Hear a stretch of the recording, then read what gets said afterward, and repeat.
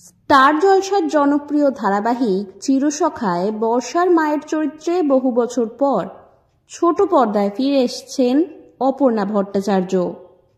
তার এই নেতিবাচক চরিত্রে অভিনয় দর্শকদের মধ্যে যথেষ্ট প্রশংসা কুড়িয়েছে, কিন্তু হঠাৎ করেই এই চরিত্রে আসছে বড় পরিবর্তন। এবার থেকে এই ভূমিকায় দেখা যাবে অনিন্দিতা রায়চৌধুরীকে। বর্তমানে তেঁতুল পাতা ধারাবাহিকেও অভিনয় করছেন অনিন্দিতা, আর এবারে তার ঝুলিতে যুক্ত হলো চিরসখার নতুন চরিত্র।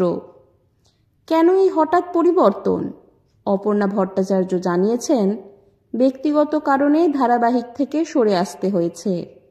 কিছুদিনের জন্য শহরের বাইরে থাকতে হচ্ছে আমাকে, যার ফলে শুটিংয়ের সময় মেলানো কঠিন হচ্ছিল। তাই সবার সঙ্গে আলোচনা করেই চরিত্রটা ছেড়ে দিলাম। অনিন্দিতা রায়চৌধুরীর জন্য এই চরিত্রে কাজ করা সহজ নয়। সদ্য মাতৃত্বের স্বাদ পেয়েছেন, এর মধ্যেই তেঁতুল পাতাতে কাজ শুরু করেছেন তিনি, সঙ্গে নতুন দায়িত্ব চিরসখা ধারাবাহিকের চাপ এবং মাতৃত্বের দায়িত্ব একসঙ্গে কিভাবে সামলাচ্ছেন অভিনেত্রী অনিন্দিতা রায়চৌধুরী।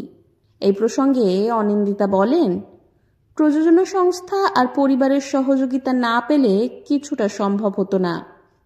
আমার সুবিধা মতো ডেট দেওয়া হচ্ছে, সেটাই বড় ভরসা। পাশাপাশি তিনি আরও বলেন, লীনাদির সঙ্গে 1 বছর পর আবার কাজ করছি। অপর্ণা যেভাবে চরিত্রটা করেছেন সেটা সম্মানের। আমি আমার মতো করে জায়গাটা ধরার চেষ্টা করব।